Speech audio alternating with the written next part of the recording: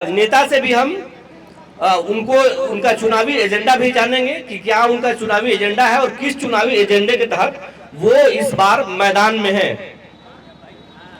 तो सबसे पहले हम सवाल लेते हैं, सवाल करेंगे, विपक्ष को मौका देंगे हम आरजेडी के उदय उज्ज्वल जी को। उदय उज्ज्वल जी, आपको इस कार्यक्रम में बहुत बहुत स्वागत है और आप बताइए आप किस एजेंडे के तहत इस बार मैदान में हैं। भगवान भास्कर के पावन धरती पर सूर्य विहार न्यूज चैनल और बुलेट न्यूज चैनल दोनों को संयुक्त कार्यक्रम में दोनों एंकरों को हार्दिक बधाई, शुभकामना है। जैसा कि आपका सवाल था कि आप किस एजेंडा को लेकर यहाँ आए हैं, यही था ना? हाँ, बस यही अपना एजेंडा बताइए ना। तो हमारा एजेंडा साफ है। हम नौकरी देने के एजेंडा को लेकर आए हैं। हम उत्तर कोयल नहर में पानी देने के एजेंडा को लेकर आए हैं। हम महिलाओं को सुरक्षा के एजेंडा को लेकर आए हैं। हम किसानों को एमएसपी देने की गारंटी को लेकर आए हैं। ये मोदी जी वाला गारंटी नहीं, गारंटी तो चाइनीज सामान का न दिया जाता है जी। हम लोग ब्रांडेड हैं। 17 महीना में हम लोग करके दिखाए हैं। इस 17 महीना से पहले आप नौकरी को नहीं बांट रहे थे, इसका जवाब हम लेते हैं। आलोक सिंह जी, आप चाइनीज गारंटी बांट रहे हैं क्या? देखिए, जिनकी विश्वसनीयता पूरे देश में समाप्त हो चुकी है, अब इन्हें लगता है कि 17 साल किसी की कृपा से 17 साल सरकार चलाने का मौका मिला तो इसको अपनी उपलब्धि मानते हैं। सबसे पहले मैं आपके चैनल के माध्यम से औरंगाबाद लोकसभा के सभी लोगों को मेरा नमस्कार है। और यही हुड़दंग है, यही राजद की संस्कृति है, यही राजद की संस्कृति है। 90 के दशक में क्या किए थे, यही राजद की संस्कृति है। जब बिहार अपराध से त्रस्त था, बिहार बलात्कार से त्रस्त था, बिहार जंगल राज से त्रस्त था, चाहे कोई क्षेत्र हो, न सड़क थी, न बिजली थी, न स्वास्थ्य था, न शिक्षा था, वहां से लोग 2005 में जब बिहार में एनडीए की सरकार बनी तब बिहार में विकास का अभ्युदय हुआ। और आज पच नहीं रहा लोगों को बिहार, क्योंकि इनको तो जंगल राज का कल्पना था। और 17 साल में माननीय मुख्यमंत्री नीतीश कुमार के नेतृत्व में जब इन्हें गठबंधन चलाने का मौका मिला, कोई भी नौकरी किसी सरकार का निरंतर चलने वाली प्रक्रिया है। अब हम जनता के पास चलते हैं, क्या कहेंगे? मोदी की गारंटी कंफर्म है। देखिए, बिहार में आप देख चुके हैं क्या विपक्ष का हाल है, अपना विश्वसनीयता खो चुके हैं। क्या किए हैं पहले उनके पिताजी? अरे पिछले चुनाव में पोस्टर से बाबूजी और माई का फोटो ना हट गया था जी। क्या करना है आपका क्या करना है? हमको कहना है कि ये नीतीश के गारंटी बता रहे हैं और नीतीश जी का दिमाग इतना खराब हो गया है कि 400 पार की बात कर रहे थे और 4000 बोल रहे हैं नीतीश जी। और मोदी जी को, अरे रिंकू बाबू, नीतीश जी का दिमाग खराब हो गया है क्या? आरजेडी वाले साथी कर रहे हैं। बहुत सुंदर बात इन्होंने उठाया है। दिमाग खराब तो हो गया तभी नहीं लोग का साथ छोड़ दिए। अगर ये अपराध एक्सेप्ट मत कीजिए। एक चीज मुझे बताइए, इनका 15 वर्षों का शासन रहा था राजद का, उस समय काहे नहीं इतना विकास कर लिए थे, इतना नौकरी काहे नहीं बांट लिए थे? इनके पास नौकरी का कहीं परिकल्पना था क्या? सड़कों पे चलने के लिए बैलगाड़ी के अलावा भी कोई व्यवस्था थी? आज जो मर्सिडीज बेंज से इनके तेजस्वी जी और राबड़ी जी और लालू जी घूमते हैं, कहीं पे गाड़ी चलती थी क्या? पटना में शोरूम से गाड़ी उठाया नहीं जाता था। और आज वो बता रहे हैं हम लोग को आप जंगल राज चलाते थे, मर्सिडीज गाड़ी आप लोग शोरूम से उठा लेते थे। जंगल राज की परिभाषा यही है रिंकू भाई। जंगल राज किसे कहते थे? जब गरीबों को वोट देने से, बूथ पर जाने से रोका जाता था, ये जो जंगल राज थी जी। तो रोकने वाले लोग कौन थे, इसकी भी तो आप बता दीजिए जरा। 15 साल का आतंक आपका था, 15 साल शासन आपका था, सरकार आपकी थी, तो रोकता कौन था? जंगल राज की जो परिकल्पना थी वो उसका तो आप लोगों का सपना पूरा हो गया। अब पुनः चाह रहे हैं कि युवा को पकड़ के जंगल राज की ओर अग्रसर करें। पहले ये तो बताइए कि जंगल राज समाप्त हम कौन किया? आज युवा स्वतंत्र रूप से चल रहे हैं, युवतियां रोड पे घूम रही हैं, सड़क का जाल बिछ गया, बिजली हर जगह आ गई। अब तो आप बताइए ना, आप अपना जवाब दीजिए। बताइए सड़क की जाल कौन बिछवाया? युवा यहाँ पर पढ़े लिखे यहाँ पर सब मौजूद हैं। सड़क का नीतीश कुमार जी के राज में जो आज हमारे साथ हैं, हमारे नेता के विकास को देखकर उनके साथ चल रहे हैं। नीतीश कुमार हटवा दिए। अरे भैया, आप भी अभी भी मोदी जी के नाम ले रहे हैं। ये दलित विरोधी चेहरा, माननीय हम लोग को श्रद्धेय नेता, आज तक यही चीज युवाओं को पढ़ा के आप लोगों ने राज किया था। अब युवा समझदार हो गया, इसीलिए। अरे भाई, जब आप रामविलास पासवान की मूर्ति को रोड पर बिगे थे, उस समय आपको याद नहीं आया? सर, उसको भीगा नहीं गया था, बड़े सम्मान से हटवाया गया था। ये आप लोगों के द्वारा युवाओं में फैलाया गया भ्रम था। ये गांव गिराव के लोग से बात नहीं कर रहे हैं, ये यूट्यूब चैनल वाले हैं। ये फिर से आप दिखाइएगा राज जी, जो केंद्र सरकार द्वारा चिराग पासवान और रामविलास पासवान के घर से। अब हम चलते हैं जनता के पास। बताइए जी, क्या आप बताइए, लोग बिहार में आप क्या चाहते हैं? रोजगार चाहते हैं या फिर जंगल राज चाहते हैं? हम तो रोजगार चाहेंगे। हम तो चाहेंगे कि हमारा पंचायत का विकास हो। हम तो चाहेंगे कि कॉलोनी मिले पंचायत में। हम चूंकि पंचायत का मुखिया क्या बताइए। आप 15 साल ये संसद रह चुके हैं और रंगे बात के देव छठ मेला लगते एक भी बैठक नहीं किए। और कोई उत्तर कोल नहीं आते लोग। उत्तर कोयल लहर पर क्या जवाब है आपका? काम लगा। देखिए, उत्तर कोयल नहर पे विपक्ष को बोलने का कोई नैतिक अधिकार नहीं है। 1972 में यह परियोजना मूर्त रूप आया था और जिस पर मात्र 67 करोड़ रुपया खर्च हो रहा था। इन लोगों की कुनीतियों के चलते, लटकाने अटकाने भटकाने की नीतियों के चलते उत्तर कोयल परियोजना पूरी तरह से फ्लॉप कर दिया गया था।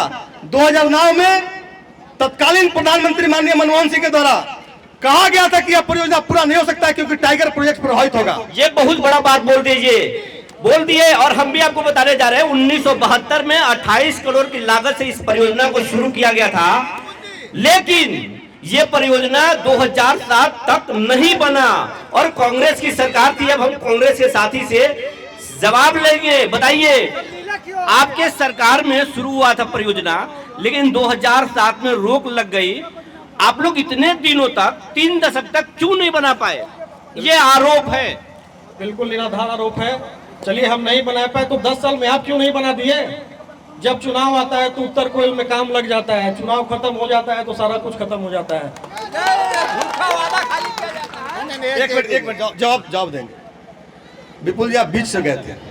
मैंने कहा था कि 1972 में इस परियोजना को लाया गया था और 1972 में इस परियोजना को जब लाया गया तो उसमें 67 करोड़ रुपए इसके लागत लगाया गया था, जीरो से टेल तक पानी पहुंचाने का।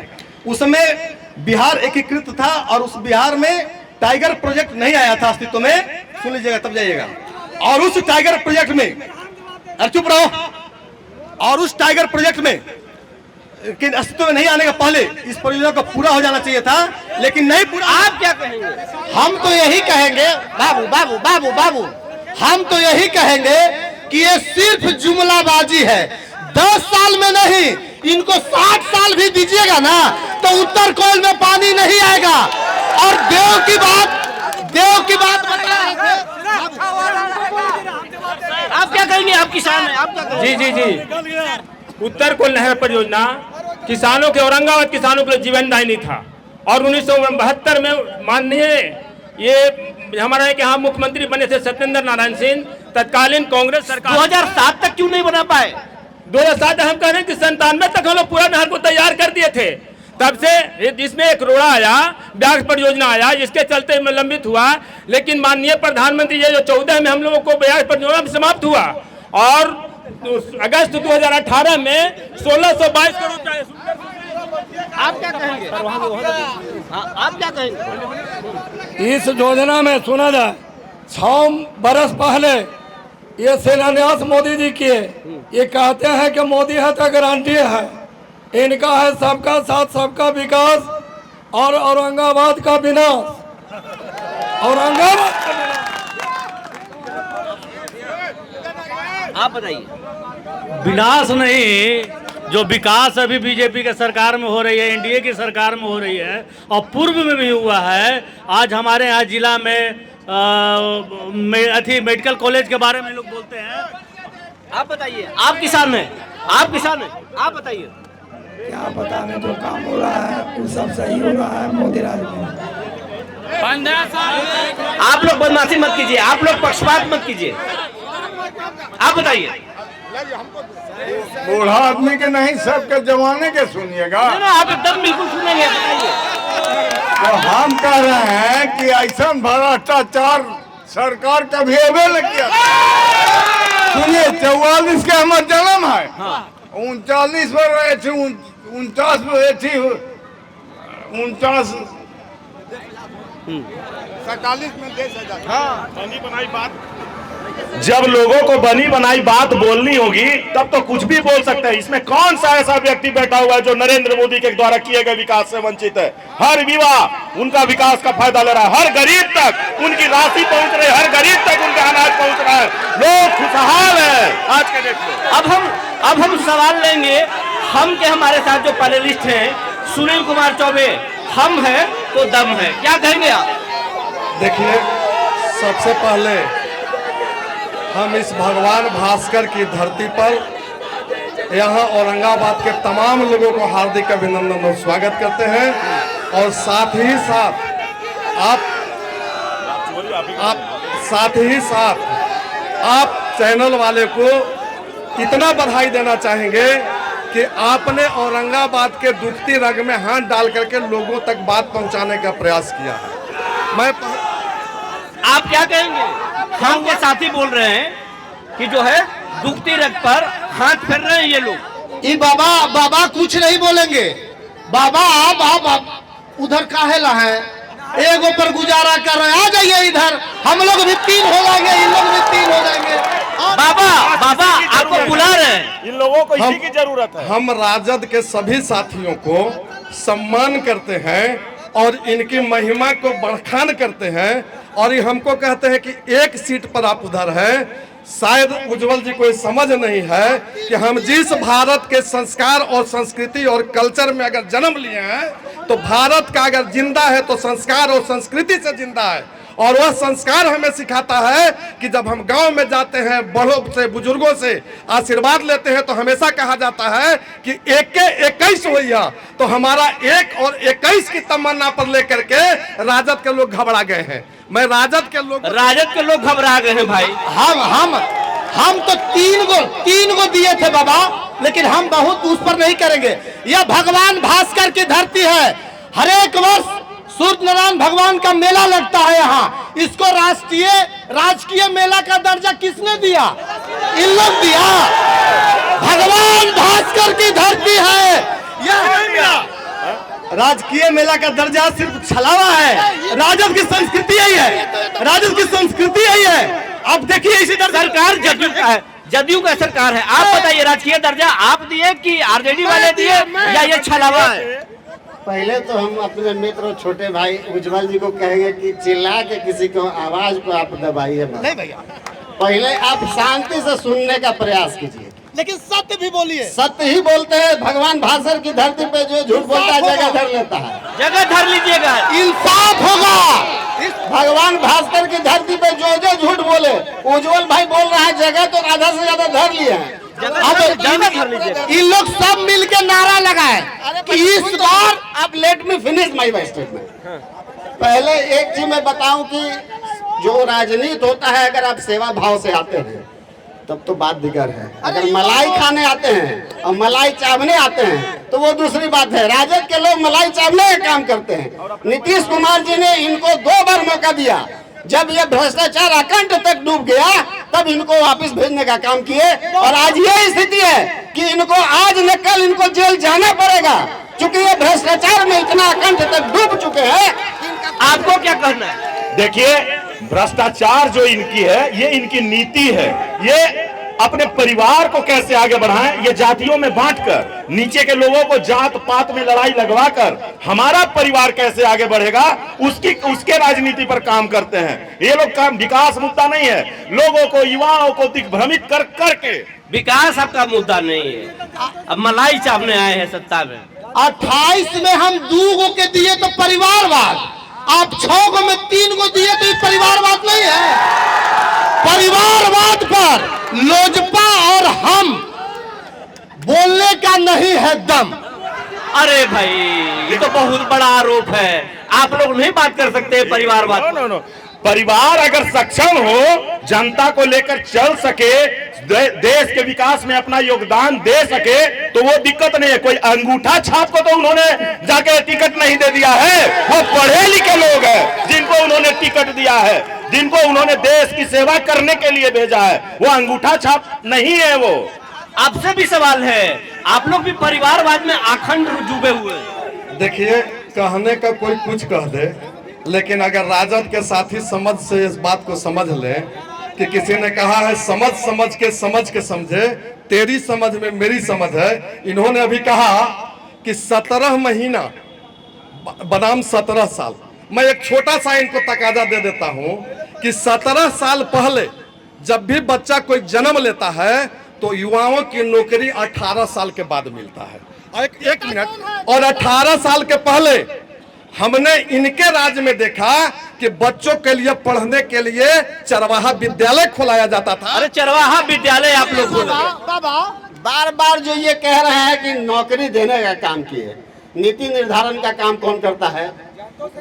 बिहार का मुख्यमंत्री। ये उप मुख्यमंत्री कौन सा पद है? कोई संवैधानिक पद है? ये कौन पद है भैया? भैया, तो हम एक उप मुख्यमंत्री बना है। जब कोई पद नहीं है तो आप 2 क्यों बना दिए जी? अब आप बोल रहे हैं नौकरी, तो आप बोलिए कि आप जब राजद साथे आया तो नौकरी दिया, जब से बीजेपी साथ आई है तो नौकरी देने नहीं दे रही है। ये बोलिए नौकरी नहीं देने की बात क्या है? नौकरी की एक अनवरत प्रक्रिया है, एक व्यवस्था है। बीजेपी नौकरी नहीं देने दे रही है। बोलिए कि बीजेपी नौकरी नहीं देने दे रही है। बोलिए। बिल्कुल नहीं। सवाल अब हम जनता से सवाल लेंगे। जनता से सवाल पब्लिक से पूछिए और जवाब नेता लोग से पूछिए। सवाल पब्लिक से पूछिए।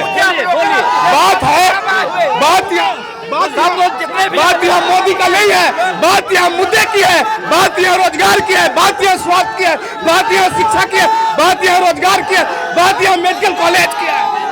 अब हम बीजेपी प्रवक्ता से पूछना चाहते हैं कि विकास की बात कर रहे हैं, तो मैं भैया से पूछना चाहता हूं कि मेरा घर विश्रामपुर है, सुशील सिंह अगर एक ईंटा भी लगाए होंगे तो अभी बता दे। सवाल आप पर है कि आप लोग विकास नहीं किए। देखिए, एनडीए सरकार का विकास सिर्फ किसी एक गांव के लिए नहीं, विकास सबके लिए होता है। अभी सवाल आ रहा था कि विश्रामपुर में इनके शासनकाल में, जब आरजेडी का शासनकाल था, विश्रामपुर जाएगा क्या स्थिति था, पूछ लीजिएगा उनसे। और एनडीए के शासनकाल में चाहे वो सड़क का मामला हो, चाहे वो शिक्षा का मामला हो, आप देख सकते हैं सुदूर ग्रामीण क्षेत्रों में भी अगर 12 मासी सड़क जुड़ा है तो एनडीए के शासनकाल में जुड़ा है। आज अगर शिक्षा का स्तर सुधरा है तो एनडीए के शासनकाल में सुधरा है। आज अगर स्वास्थ्य विभाग का हालत सुधरा है, जहां दवाई से लेकर चिकित्सा तक उपलब्ध है, तो वहां एनडीए के शासनकाल में हुआ है। अगर आरजेडी के शासनकाल में क्या हुआ था, यहाँ अपराध का उद्योग बल फूल रहा था, यहाँ बलात्कारियों को संरक्षण दिया जाता था, यहाँ जंगल राज कायम किया गया था। यहाँ पर जंगल राज था आपके सरकार। जंगल राज का तो हम परिभाषा बता दिए।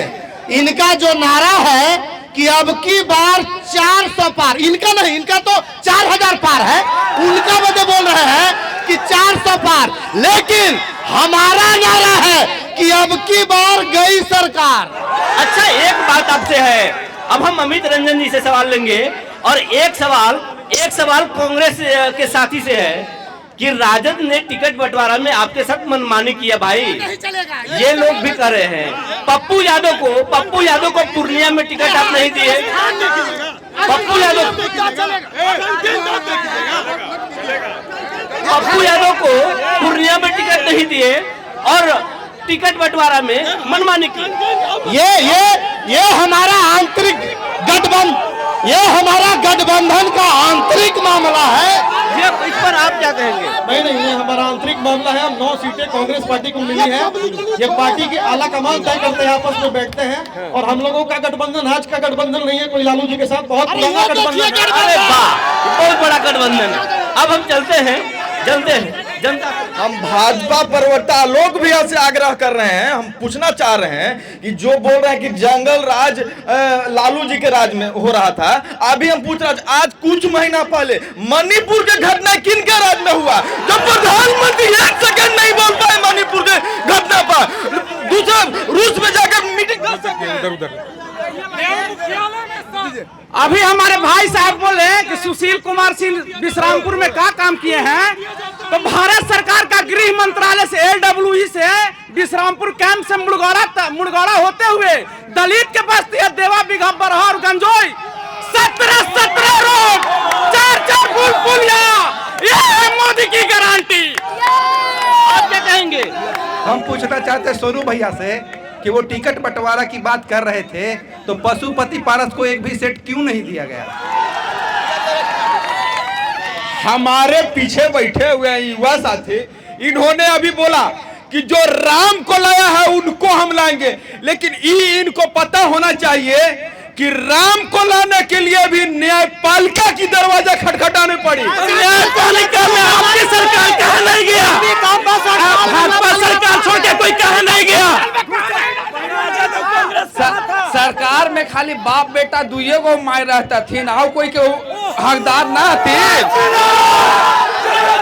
अब की बार 400 पर आपसे सवाल है साथियों, कहना है कि सिर्फ राजद में नहीं, हाँ बता रहे माई बेटा नहीं, अभय कुशवाहा भी हमारी सरकार में रहेगा, सर्वजीत पासवान भी हमारे सरकार में रहेगा, शिवचंद्र राम भी हमारे सरकार में रहेगा, जगदानंद सिंह भी हमारे सरकार में रहेगा, मुन्ना शुक्ला भी हमारे सरकार में रहेगा। कहाँ हमारा तो बाप बेटा की पार्टी की वो उजराए हो भाई? ये कर रहे कि हमारे दल में तो सारे लोग हैं, ये भाजपा वाले झूठा आरोप लगा रहे हैं। देखिए, आप भी जागरूक पत्रकार हैं और बिहार के सब लोगों को पता है जब लालू यादव चारा घोटाला में जेल जा रहे थे तो किसके तरफ देख रहे थे? चंदा घोटाला में भी किसके तरफ देख रहे थे? अब्दुल बारी सिद्दीकी को बना दिए होते मुख्यमंत्री, बहुत सीनियर लीडर थे। रघुवंश प्रसाद सिंह को बना दिए होते मुख्यमंत्री, किसके पास देखे? राबड़ी देवी जैसे गृहिणी को, जिनके ऊपर सरकार चलाने का कोई वो तौर तरीका मालूम नहीं था। इसलिए ये मत देखिए कि आपके पास अभय कुशवाहा है, अरे आज लाए हैं उपेंद्र कुशवाहा, पिछले बार उपेंद्र वर्मा को लाए थे, ठोकर मार दिए ना, इसको भी मारिएगा, हमें पता है। उपेंद्र वर्मा ने ठोकर मार दिया आपको। बिहार के राजमाता आदरणीय राबड़ी देवी बिहार के पहला महिला मुख्यमंत्री, और ऐसे राबड़ी देवी को अपमान करना बिहार के सभी महिलाओं का अपमान करना है। हमारी माँ दादी भी पढ़ी लिखी नहीं है, इसका मतलब क्या? हम अपनी माँ दादी को अपमान करेंगे? देखिए अभी बड़ा चतुराई से छोटे भाई उदय उज्जवल जी बहुत चतुराई से राबड़ी देवी को वो क्या आम महिलाओं से जोड़ रही है, आम महिलाओं से। राजमाता, हमें कोई शिकायत नहीं है, राजमाता कहना ही चाहिए, माता है वो, लेकिन सरकार चलाने के लिए जो अहर्ता होनी चाहिए उस अहर्ता को फुलफिल नहीं करते। मेरा सिर्फ इनका करना है। लोकतंत्र में क्या अहर्ता है? लोकतंत्र में क्या अहर्ता है? निरक्षर भी सांसद बनेगा, ये बाबा भीमराव अंबेडकर का देन है। लोकतंत्र में कोई अहर्ता नहीं है भाई, लोकतंत्र में कोई अहर्ता नहीं होना चाहिए। क्या कहते हैं? देखिए, लोकतंत्र में जब अहर्ता ही नहीं होगी तो इसी तरह का जंगल राज लाने वाले लोग आएंगे। लोकतंत्र में जब अंगूठा छाप लोग आएंगे तो इसी तरह से जंगल राज कायम होगा। एक जमाना था जब रात को लोग निकलने से सोचते थे, लड़कियां रोड पर निकलने से सोचती थी, और ये कहते हैं कि लोकतंत्र में कोई ऐसी बात नहीं है। लोकतंत्र में कम से कम ऐसी व्यवस्था तो जरूर होनी चाहिए कि कम से कम वो सरकार और देश के बारे में सोच सके, क्या अच्छा क्या बुरा। नहीं तो इसी तरह का जंगल राज जो चल रहा था पुनः आने की संभावना बन जाएगी। 90 की बात कर रहे हैं और 90 के पहले का हुआ है हवा याद के बुला गेला।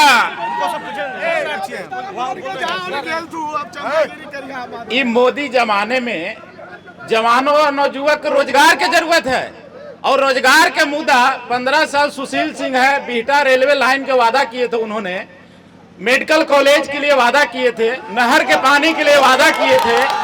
हम उनसे पूछते हैं, सुजीत भाई से पूछते हैं कि सुजीत भाई बता दे कि लोजपा के जो चिराग पासवान जी को जब उन्होंने मूर्ति फेंका गया तो रोडों पर घूम रहे थे। जैसा कि भैया ने कहा कि विकास में सुशील बाबू बता दे कि यहाँ क्या किए हैं, तो हमारा गांव है इसरोड, अंबा से लेकर मदनपुर तक 101 रोड में काम लगा हुआ है, NH 101।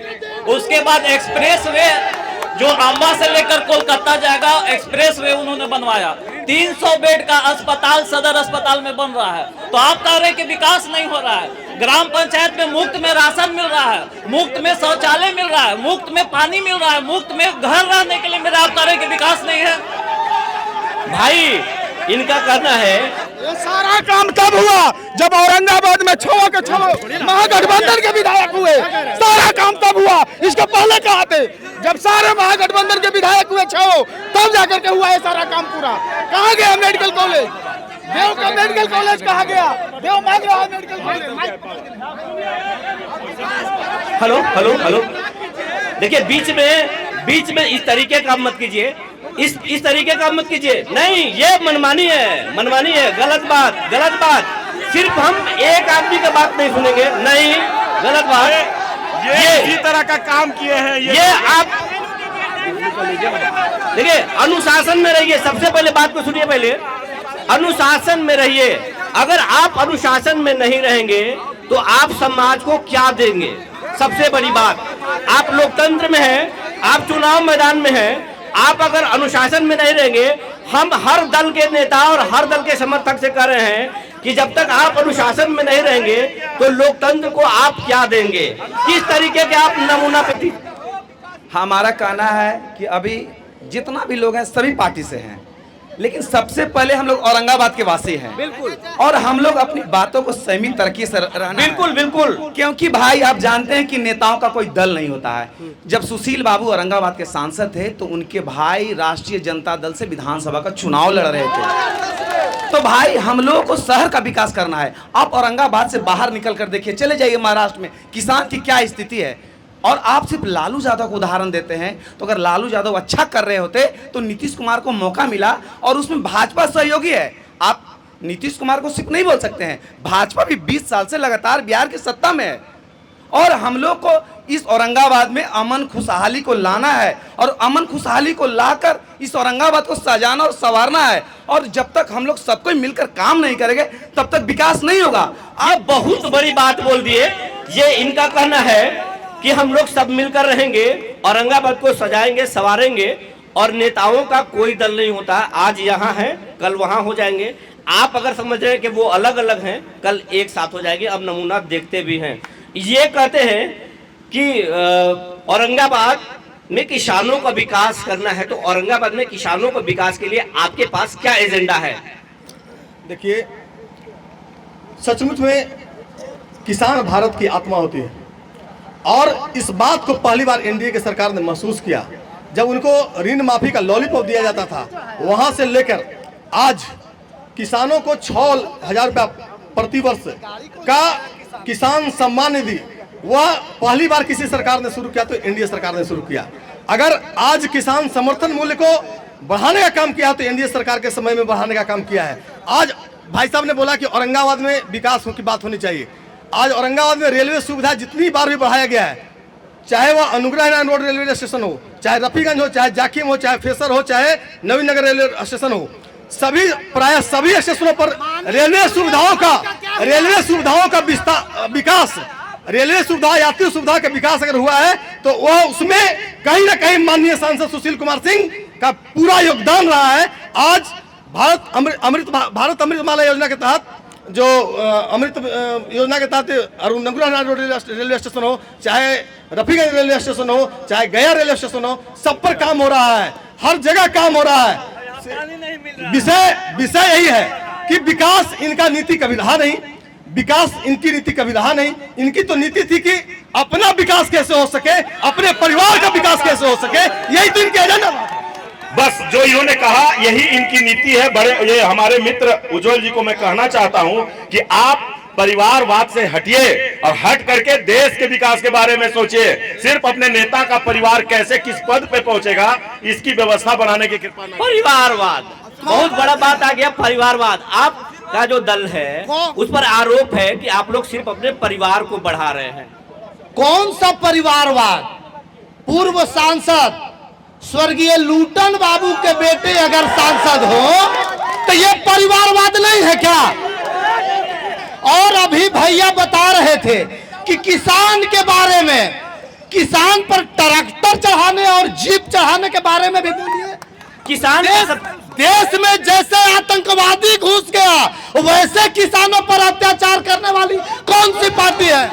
किसानों पर सबसे ज्यादा काम कांग्रेस की है और कांग्रेस किसानों के मुद्दा को उठाते रही है। और आप देश में सबसे ज्यादा सत्ता में कांग्रेस रही है। किसानों के बारे में आपका क्या कहना है? आपकी पार्टी का क्या एजेंडा है? मुझे भाजपा के प्रवक्ता आलोक भैया बता दें कि 10 सालों में कितने किसानों का कर्ज माफ किया इन्होंने। कांग्रेस की सरकार आती थी तो किसानों का कर्ज माफ होता था, लेकिन आज भाजपा की सरकार में रेलवे बेच दिया, एयरपोर्ट बेच दिया, बैंक बेच दिया। किसानों के लिए आप लोग क्या किए हैं? 10 सालों में किसानों के लिए क्या किए हैं, ये कांग्रेस का कहना है। देखिए, कृषि ऋण माफी झुंझुना तक पूर्ववर्ती सरकार का, उसके आड़ में जो राजीव गांधी कहते थे ना कि 1 रुपया देते थे ऊपर से तो गांवों तक 15 पैसा पहुंचता था, उस 85 पैसा के आड़ में लोग किसान माफी करते थे। आज माननीय प्रधानमंत्री मोदी जी किसानों को लगभग 80 करोड़ किसानों को किसान सम्मान योजना के साथ जोड़ने का काम किया है। तो यह काम मोदी जी किए, उसमें 1 रुपया भी बिचौलिया नहीं है। कहीं डायरेक्ट डीबीटी के माध्यम से 6000 का 6000 किसानों के खाता में जाता है। कहीं कोई बिचौलिया नहीं है, कहीं कोई उसका लूट नहीं कर सकता है। यह माननीय मोदी जी का गारंटी। आप लोग भी 17 साल से बिहार में सरकार में है, किसान पर नीतीश कुमार बहुत काम करते हैं, आपका क्या कहना है? एक चीज मैं सिर्फ इतना ही बोलूंगा कि 3 मूलभूत सुविधाएं, शिक्षा, स्वास्थ्य और सड़क, ये बार बार जो बोल रहे हैं कि यहाँ के आदरणीय सांसद ने क्या किया। जिस गठबंधन से, जिस पार्टी से लोग विधायक हो या सांसद हो जुड़े रहते हैं, तो उनकी पार्टी के द्वारा, जैसे अगर भाजपा जदयू की सरकार है और उनके द्वारा जो कार्य किया जा रहा है तो वो किसके संदर्भ में बात किया जाएगा? क्या उस विधायक का वो योगदान नहीं है, उस सांसद का योगदान नहीं है? तो बिहार में ये 17 वर्षों का शासन है, उसमें शिक्षा के क्षेत्र में, स्वास्थ्य के क्षेत्र में और सड़क के बनाने के क्षेत्र में कितना आमूल चूल परिवर्तन हुआ है, इसको बताने की जरूरत है। अभी इनको बताने दीजिए हमको। जल नल जो 7 निश्चय योजना था माननीय मुख्यमंत्री का, ये जो समय कम है हमारे, जो ये जल की बात जो बार बार पीछे से आगे से सब जगह से आता है बात कि ये पानी की व्यवस्था ए भैया नल जल के बारे में तो बोलबे नहीं कीजिए।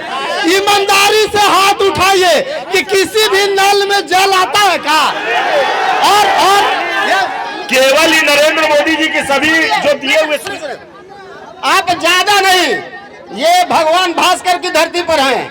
और पीपरडी में जाके देखिए कि जल नल से अगर 3 नलकूप नहीं चल रहा होगा तो मैं यही पे बोल रहा हूँ, ये मंदिर में घुस के भी बोले स्वीकार नहीं करेंगे। पीपरडी में ज्यादा दूर की बात नहीं, इनके गाँव में, इनके पीपरडी गाँव में चल रहा है कि नहीं, ये झूठ देव के धरती के बात करते हैं एनडीए के वाले, उनसे पूछिए कि देव धरती पर मेडिकल कॉलेज बनने के लिए जोरदार तरीके से यहाँ पर पूरा समर्थन मिला था, लेकिन इनकी जो सांसद है सुशील कुमार सिंह, उस मेडिकल कॉलेज को मदनपुर ले जाने का कार्य हम लोग देव की धरती से इनको चेतावनी देते हैं कि देव से इनको हरा के भेजने का काम बोल रहे हैं कि मोदी जी 400 पार का जो नारा देते हैं, क्या जरूरत है? आप ही बताया कि कितना में सरकार बनता है। 400 पार ला करके मोदी सरकार मनुवाद को स्थापित करना चाहते हैं और लोकतंत्र को मिटाना चाहते हैं। हम को मिटाना चाहते हैं। कहेंगे 400 पार लाना चाहते हैं, ये झूठा वादा है, झूठा वादा, झूठा। और भैया भी बोले कि 7 निश्चय नल जल हर गांव में चल रहा है। भैया हमके साथ भैया चलें, जहां हर वार्ड में, हर देहात क्षेत्र में टंकी खड़ा है लेकिन पानी आज तक नहीं गिरता है, नल जल का पानी नहीं गिरता है। हम वार्ड सदस्य हैं, हमारे वार्ड सदस्य के इतने सरकार हमें धोखा दे रही है। हम लोग बिहार में पूरा वार्ड सदस्य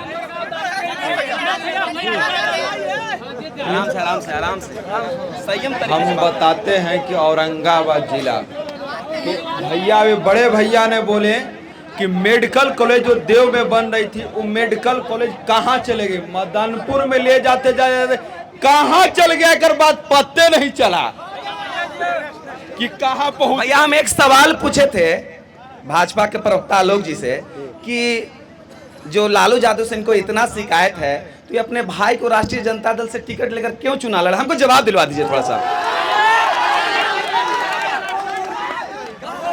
जवाब चाहते हैं?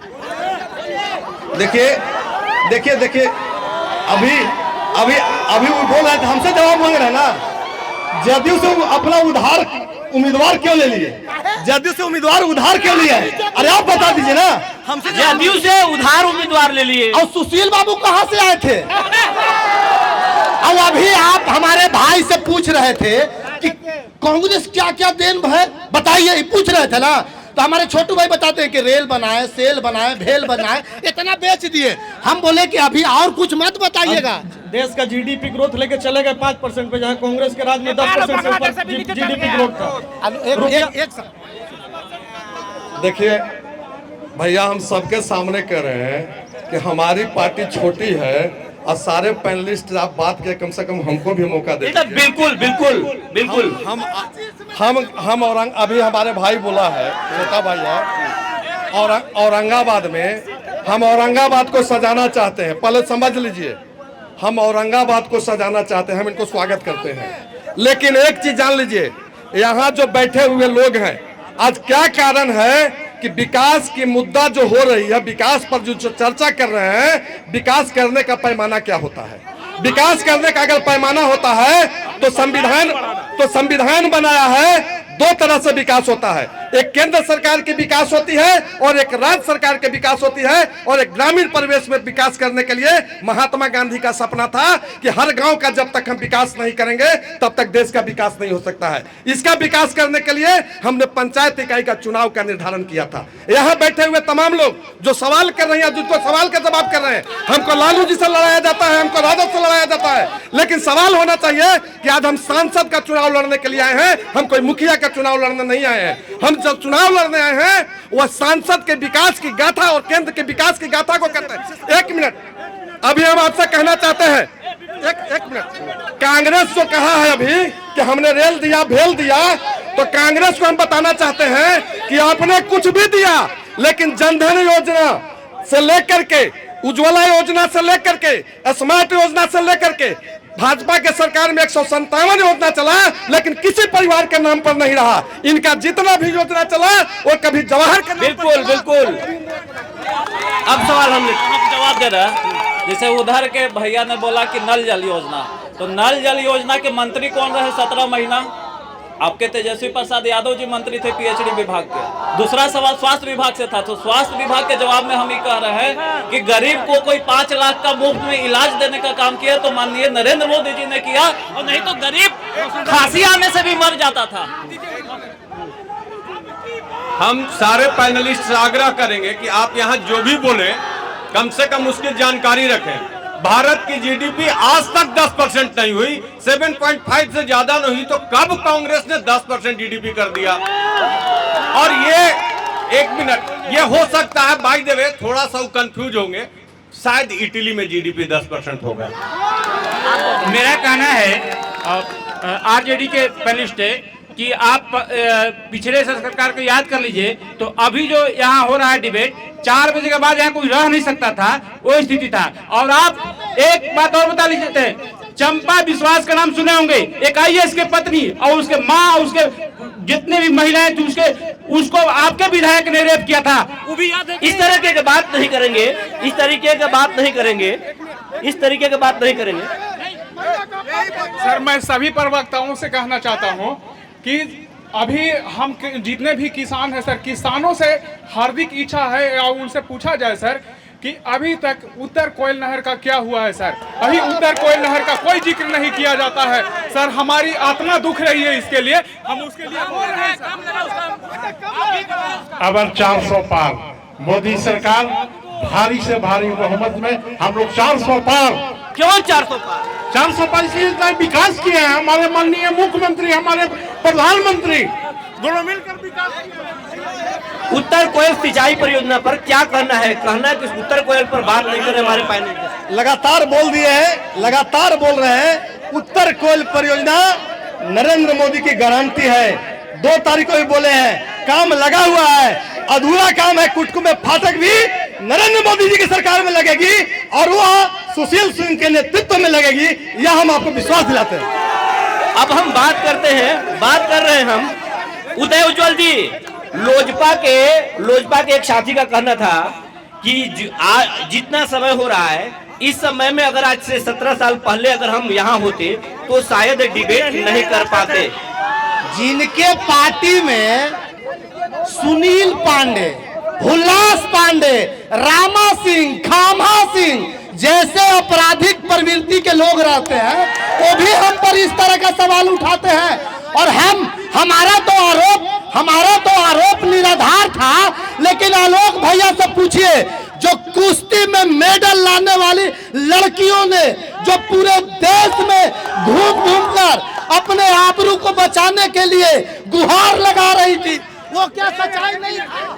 लोजपा के प्रवक्ता जी, आपसे सवाल ये है कि आपके दल में उदय उज्ज्वल जी का कहना है, जो राजद के जो प्रवक्ता है उनका कहना है कि आपके दल में रामा सिंह हैं, हुलास पांडे हैं, आप लोग सामंतवाद की राजनीति करते हैं। रामा सिंह और उल्लास पांडे का तो कुछ प्रूफ नहीं हुआ, लेकिन आपके यहाँ जो हुआ, अपराधियों का खान भरा हुआ है, AK-47 जैसा राइफल बरामद होता है, उस पर इनका क्या कहना है? उस पर थोड़ा जवाब ले लीजिए इनसे। अरे आपके यहाँ भी अपराधी भाड़े पड़े हैं। ए भैया बहुत समय हो गया। सुनिए सोनू भाई, आप तो अपराधी प्रवृत्ति पर बोलिए ही नहीं। और मैं इन चारों से, अरे रुक जाओ भाई, बोले दे भाई। हम अरे छोड़िए, हम ये कहेंगे, इन लोग चारों मित्रों से हम कहेंगे कि सिर्फ औरंगाबाद सांसद महोदय का एक उपलब्धि बताइए, एक उपलब्धि बता दीजिए। एक मिनट, अभी बड़े भाई कह रहे थे कि इस समय जो डिबेट हो रहा है, जो 90 के पहले नहीं होता था, नहीं हो सकता था। हम बड़े भाई से पूछना चाहते हैं कि ये जो हम लोग के 90 से पहले आप बोल रहे थे। हाँ, 90 के पहले बोल रहे थे। अभी 90 के पहले गरीब गुरबा को वोट पर देने का अधिकार नहीं दिया जाता था।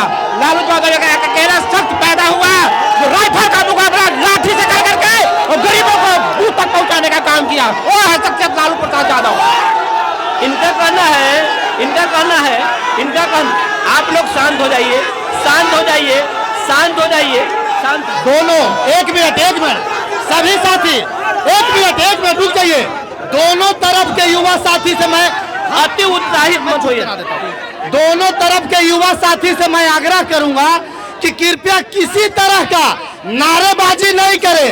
हाँ, ये जरूर है कि यहाँ का युवा माननीय सांसद महोदय से काफी अपेक्षा रखते थे, जो पूरा नहीं हो पाया। लेकिन हमको सांसद बनाइएगा ना, तो हम सभी युवाओं को पूरा कर देंगे।